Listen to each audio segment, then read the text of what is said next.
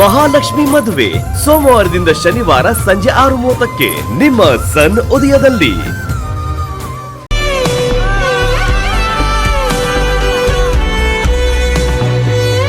ಇಲ್ಲೆಲ್ಲ ಏನೋ ಸರಿ ಹೋಯ್ತು, ಆದರೆ ಅವ್ರ ಮನೆಯವ್ರಿಗೆ ಏನಾದರೂ ವಿಷಯ ಗೊತ್ತಾದರೆ ಏನಾಗುತ್ತೋ ಏನೋ. ನಿನ್ನೆ ಕೇಳ್ತಿರೋದಮ್ಮ, ಯಾರನ್ನ ಕೇಳಿ ಒಪ್ಕೊಂಬಂದೆ?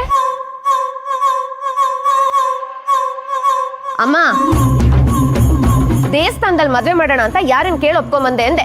ಮತ್ತಿನ್ನೇನೆ ಅಕ್ಕ, ದೇವಸ್ಥಾನದಲ್ಲಿ ಮಾಡ್ದೆ ಅದ್ದೂರಿಯಾಗಿ ಪ್ಯಾಲೇಸಲ್ಲಿ ಮಾಡ್ಬೇಕಾ? ಏಯ್ ನೀನು ಸುಮ್ಮನಿರೋ. ಅವರೇನೋ ಹರಕೆ ಹೊತ್ಕೊಂಡಿದಾರಂತೆ, ದೇವಸ್ಥಾನದಲ್ಲಿ ಮದುವೆ ಮಾಡ್ಬೋದಾ ಅಂತ ಕೇಳಿದ್ರು, ಅದಕ್ಕೆ ಹೂ ಅಂದೆ. ಅವ್ರು 1000 ಹೇಳ್ತಾರೆ. ಇಷ್ಟಕ್ಕೂ ನೀನು ಹೋಗಿದ್ದೇನಕ್ಕೆ? ಮೊಬೈಲ್ ತಗೊಂಬರೋದಕ್ಕೆ ತಾನೆ. ಅದನ್ನ ಬಿಟ್ಟು ಇದನ್ನೆಲ್ಲ ಯಾಕೆ ಮಾತಾಡ್ಕೊಂಡು ಬಂದೆ? ದೇವಸ್ಥಾನದಲ್ಲಿ ಮದುವೆ ಮಾಡಿದ್ರೆ ಏನಾಗತ್ತೀಯ ಈಗ? ದೇವಸ್ಥಾನದಲ್ಲಿ ಮದುವೆ ಆಗೋದಕ್ಕೆ ನಾವೇನ್ ಗತಿ ಇಲ್ದೇ ಇರೋರ? ಅಥವಾ ನನ್ನ ತಮ್ಮ ಏನ್ ಗತಿ ಇಲ್ದೇ ಇರೋನ? ನನ್ನ ತಮ್ಮ ಬ್ಯಾಂಕಲ್ಲಿ ಕೆಲಸ ಮಾಡ್ತಾನೆ. ದೇವಸ್ಥಾನದಲ್ಲಿ ಮದುವೆ ಮಾಡಿದ್ರೆ ಜನ ಏನಂತಾರೆ? ಅವ್ರು ಕೇಳಿದ್ರು, ಅದ್ರಲ್ಲಿ ನನಗೇನು ತಪ್ಪು ಕಾಣಿಸ್ಲಿಲ್ಲ, ಅದಕ್ಕೆ ಹೂ ಅಂದೆ ಕಣೆ. ಮನೇಲಿ ಎಲ್ಲರ ಹತ್ರನೂ ಕೇಳಿ ಆಮೇಲೆ ಹೇಳ್ತೀನಿ ಅಂತ ಹೇಳ್ಬೇಕಿತ್ತು.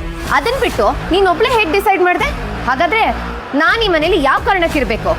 ಮಾತಾಡ್ತಿರೋದು ಮದುವೆ ವಿಷಯ, ಅದನ್ನ ಬಿಟ್ಟು ಬೇರೆ ಯಾಕಮ್ಮ ಮಾತಾಡ್ತೀಯ ಈಗ? ಅಕ್ಕ, ದೇವಸ್ಥಾನದಲ್ಲಿ ಮದುವೆ ಆಗೋದು ಒಳ್ಳೆ ವಿಷಯನೇ ಅಲ್ವಾ ಅಕ್ಕ?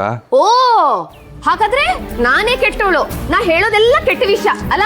ನಾನೆಲ್ಲಕ್ಕ ಹಾಗೆ ಹೇಳ್ದೆ? ನೀನ್ ಹೇಳ್ತಿರೋದು ಹಾಗೆ ಇದೆ ನೋಡಮ್ಮ. ಇಂಥ ವಿಷಯದಲ್ಲೆಲ್ಲ ಶುರುವಿಂದಾನೇ ನಾವೇ ಮುಂದೆ ಇರ್ಬೇಕು. ಇಲ್ಲಂತಂದ್ರೆ ಹೆಣ್ಣಿನ ಮನೆಯವ್ರು ಹೇಳಿದ ತಾಳಕ್ ನಾವು ಕುಣಿಬೇಕಾಗತ್ತೆ. ತಿಂಗಳಿಗೆ 20-30 ಸಾವಿರ ಸಂಬಳ ತಗೊಳ್ಳೋರೆ ಚೌಟ್ರಿಲಿ ಧಾಮ್ ಧೂಮ್ ಅಂತ ಮದ್ವೆ ಆಗ್ತಾರೆ. ಇನ್ ನೀನು ಬ್ಯಾಂಕ್ ಎಂಪ್ಲಾಯಿ ಕಣೋ, ಹೇಗ್ ಮದ್ವೆ ಆಗ್ಬೇಕು? ಸರಿ, ಅದೆಲ್ಲ ಬಿಡಿ. ಅಮ್ಮ, ಮುಖ್ಯವಾದ ವಿಷಯನಾದ್ರೂ ಸರಿಯಾಗಿ ಮಾತಾಡ್ ಬಂದಿದ್ಯಾ? ಮುಖ್ಯವಾದ ವಿಷಯನಾ? ಏನೇ ಅದು? ಏನಮ್ಮ ಎಲ್ಲ ಬಾಯ್ ಬಿಟ್ಟೆ ಹೇಳ್ಬೇಕಾ ನಿನಗೆ? ಮದ್ವೆಯಲ್ಲಿ ಕೊಟ್ಟು ತಗೊಳ್ಳೋ ವಿಚಾರಕ್ಕಿಂತ ಮುಖ್ಯವಾದ ವಿಷಯ ಇನ್ನೇನಿರುತ್ತೆ? ಎಷ್ಟು ಹಣ ಕೊಡ್ಬೇಕು, ಎಷ್ಟು ತೊಲ ಬಂಗಾರ ಕೊಡ್ಬೇಕು, ಇದನ್ನೆಲ್ಲ ಮಾತಾಡ್ಬೇಕು ತಾನೇ? ಓಹೋ, ಅದನ್ನೆಲ್ಲ ಮಾತಾಡದೆ ಇರ್ತೀನಾ? ಎಲ್ಲ ವಿಚಾರನೂ ಬ್ರೋಕರ್ ಹತ್ರ ಮಾತಾಡಿದ್ದೀನಿ.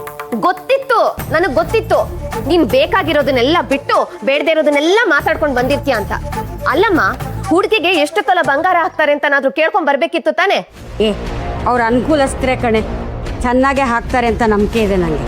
ಹೇಗಿದ್ರು ಹುಡುಗನ ಮನೆಯವರು ಏನು ಕೇಳೇ ಇಲ್ವಲ್ಲ ಅಂತ ಸರಿಯಾಗಿ ಬಂಗಾರನೇ ಹಾಕ್ತೆ ಹೋದ್ರೆ ಏನ್ ಮಾಡ್ತೀಯಾ? ಅಯ್ಯೋ, ಅದೆಂಗಾಗತ್ತೆ ಕಣೆ? ಅಲ್ವಾ ಮತ್ತೆ? ಅದಕ್ಕೆ ಹೇಳ್ತಿರೋದು, 25 ಲಕ್ಷ ಹಣ, 25 ತೊಲ ಬಂಗಾರ ಕೊಡ್ಬೇಕು. ಅದಕ್ಕಿಂತ ಕಮ್ಮಿ ಮಾತಾಡಿದ್ರೆ ಈ ಮದ್ವೆ ಆಗಲ್ಲ ಅಂತ ಹೇಳ್ಬಿಡು.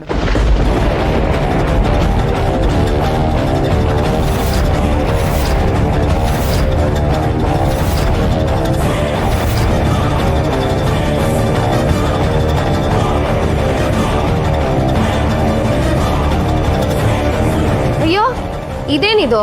ಎಲ್ಲ ಹಿಂಗ್ ನೋಡ್ತಾ ಇದ್ದೀರಾ ನನ್ನನ್ನ? ನಾನೇನ್ ನನಗೋಸ್ಕರ ಕೇಳ್ತಿದ್ದೀನಾ? ಈ ಮನೆಗೋಸ್ಕರ ತಾನೇ? ಏನೋ ಈ ಮನೆಗೆ ಒಳ್ಳೇದಾಗ್ಲಿ, ನನ್ನ ತಮ್ಮ ಚೆನ್ನಾಗಿರ್ಲಿ ಅಂತ ಹೇಳದ್ನಪ್ಪ. ಇಷ್ಟಕ್ಕೂ ಅವ್ರು ಕೊಡ್ತಿರೋದೆಲ್ಲ ಏನ್ ನಮಗ? ಮಗಳು ಅಳಿಯಂಗೆ ತಾನೇ? ಇದ್ರಲ್ಲಿ ತಪ್ಪೇನಿದೆ?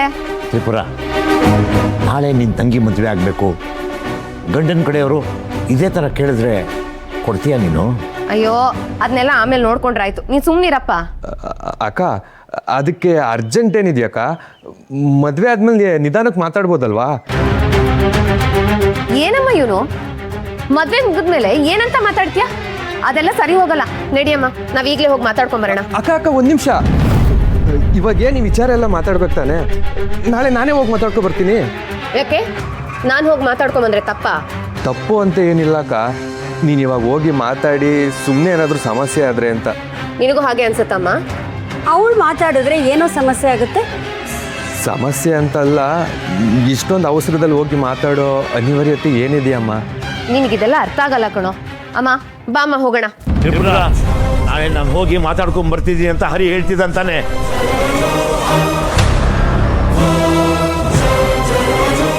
ವಿಷಯ ಇಲ್ಲಿಗೆ ಬಿಡು, ನಡಿ ಒಳಗೆ. ಈಗಲೂ ಹೇಳ್ತಿದ್ದೀನಿ, 25 ಲಕ್ಷ ಹಣ, 25 ತೊಲ ಬಂಗಾರ ಕೊಟ್ರೇನೆ ಈ ಮದುವೆ.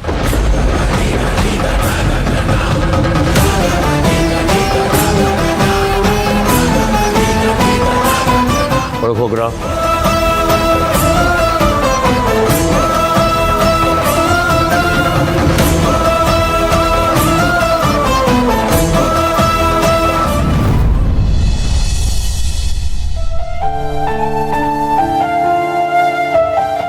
ಮನಸ್ಸಿಗೆ ಈಗ ಸಮಾಧಾನ ಆಗ್ತಾ ಇದೆ ಲಕ್ಷ್ಮಿ.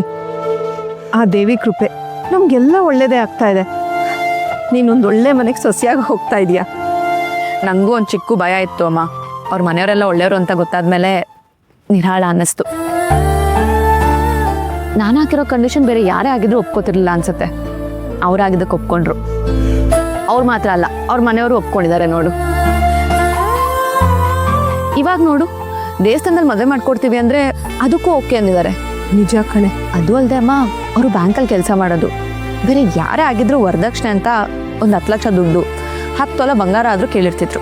ಹೌದು ಕಣೆ, ಈ ವಿಷಯದಲ್ಲಿ ಆ ಕುಟುಂಬದವ್ರನ್ನ ನಾವು ನಿಜವಾಗ್ಲೂ ಮೆಚ್ಕೋಬೇಕು. ಹೀಗೆ ಆಗಬೇಕು, ಇದನ್ನೇ ಕೊಡಬೇಕು ಅಂತ ಒಂದ್ಸಲನೂ ಮಾತಾಡಲಿಲ್ಲ. ಹಾಗಂತ ನಾವು ಏನೂ ಕೊಡದೇ ಇರೋದು ಸರಿಯಾಗಲ್ಲ ಅಮ್ಮ. ಹೌದು ಕಣೆ, ಒಂದು 10 ತೊಲ ಬಂಗಾರ ಹಾಕಿ ಅದು ಮದುವೆ ಮಾಡಬೇಕು. ಲಕ್ಷ್ಮಿ, ನೀನೇನು ಹೇಳ್ತೀಯಮ್ಮ? ನಾನೇನು ಹೇಳಲಿ ಅಮ್ಮ, ನನ್ನ ಸಂಬಳನ ಮದುವೆ ಆದ್ಮೇಲೆ ನಿಮ್ಮ ಮನೆಗೆ ಕೊಡ್ತೀನಿ ಅಂದಾಗಲೇ ಅವ್ರೇನೂ ಹೇಳಿಲ್ಲ. ಇದೆಲ್ಲ ಅವ್ರಿಗೆ ವಿಷಯನೇ ಅಲ್ಲ ಅನ್ಕೋತೀನಿ.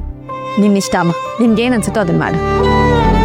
ಅಕ್ಕ, ನೀನು ಏನೇ ಹೇಳು, ಬಾಬಾ ತುಂಬ ಸ್ಮಾರ್ಟ್ ಆಗಿದ್ದಾರೆ ಕಣೆ. ಒಳ್ಳೆ ಸಿನಿಮಾ ಹೀರೋ ಥರ. ಅದು ಎಷ್ಟು ಜನ ಹುಡುಗಿರೋರು ಮದುವೆ ಕಾಯ್ಕೊಂಡಿದ್ರೋ ಏನೋ. ಒಳ್ಳೆ ರೇರ್ ಪೀಸು. ಹೇಯ್, ಏನು ಭಾಷೆನೇ ಅದು? ಪೀಸು ಗೀಸು ಅಂತೆಲ್ಲ ಅನ್ಕೊಂಡು. ಅಮ್ಮ, ಇದು ಇವಾಗಿನ ಟ್ರೆಂಡು, ನಿಂಗೆ ಅರ್ಥ ಆಗಲ್ಲ. ನೀನು ಓಲ್ಡ್ ಮಾಡಲು. ಹೌದಮ್ಮ. ಅಕ್ಕ, ಮದ್ವೆ ಆದ್ಮೇಲೆ ಬಾವಂಗ್ ತರಲೆ ಮಾಡ್ತೀವಿ, ಅವಾಗ ನೀನೇನು ಹೇಳ್ಬಾರ್ದಾಯ್ತಾ?